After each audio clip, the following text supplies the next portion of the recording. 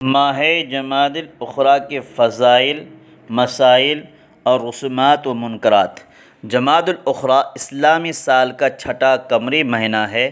ماہ جمادی الاخری کی وجہ تسمیہ: یہ مہینہ عربی زبان کے دو لفظوں جمادی اور اخری کا مجموعہ ہے۔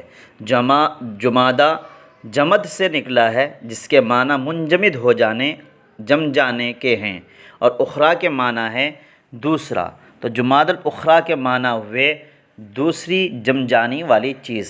جس زمانے میں اس مہینے کا نام رکھا گیا تھا، عرب میں اس وقت سردی کا موسم تھا، جس کی وجہ سے پانی جم جاتا تھا۔ یہ سردی کے موسم کا دوسرا مہینہ تھا، اس وجہ سے اس مہینے کا نام جمادی الاخری یعنی سردی کا دوسرا مہینہ رکھا گیا۔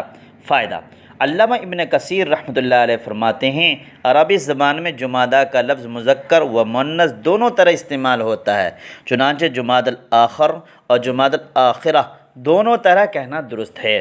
اردو میں اس مہینہ کا جمادی الثانی یا جمادی الثانیہ کہتے ہیں، جبکہ اہل عرب کے یہاں یہ درست نہیں ہے، کیونکہ ثانی اس مقام پر آتا ہے جس کے بعد ثالث بھی ہو، اس لیے بہتر یہی ہے کہ اس مہینے کو جمادی الاخری کہا جائے۔ ماہ جمادی الاخری کی فضیلت: اس مہینے کی فضیلت قرآن و سنت سے کہیں ثابت نہیں ہے۔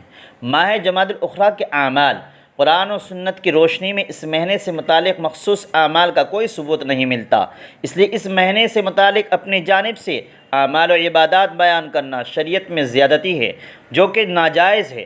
لہذا جو مسنون اعمال دیگر ایام میں کیے جاتے ہیں، وہ اس مہینے میں بھی کیے جائیں، جیسے ایام 20 یعنی 13ویں، 14ویں اور 15ویں تاریخ کے روزے رکھنا مستحب ہے، اس کے رکھنا فضیلت کا باعث ہے۔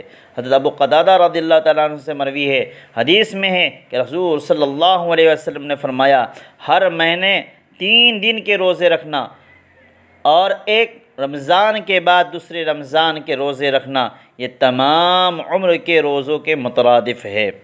ماہ جمادی الاخری کے رسومات و بدعات: اس مہینے میں ہمارے علاقوں میں کوئی خاص رسم و بدعات رائج نہیں ہیں۔ ماہ جمادی الاخری کے مخصوص نوافل کا حکم: بعض لوگ ماہ جمادی الاخری میں مخصوص نوافل کا اہتمام کرتے ہیں۔ واضح ہے کہ اس قسم کی مخصوص نمازوں کا قرآن و حدیث سے کوئی ثبوت نہیں ہے، اس لیے ان نمازوں کا اس طرح سے التزام نہ کیا جائے جس کو شریعت نے منع کیا ہو، کیونکہ ہر مباح کام کو اپنے اوپر لازم کر لینے سے شرعاً وہ مکروہ ہو جاتا ہے۔ ان نمازوں کو پڑھنے پر مخصوص ثواب کا اعتقاد بھی نہیں رکھے۔ اللہ رب العزت سے دعا ہے کہ اللہ ہمیں اپنے اوقات کی قدر کرنے، اس میں خوب عبادت کرنے کی توفیق عطا فرمائے، اور ہم سب کو ہر طرح کی بدعات سے محفوظ رکھے اور سچا مومن بنائے۔ آمین یا رب العالمین۔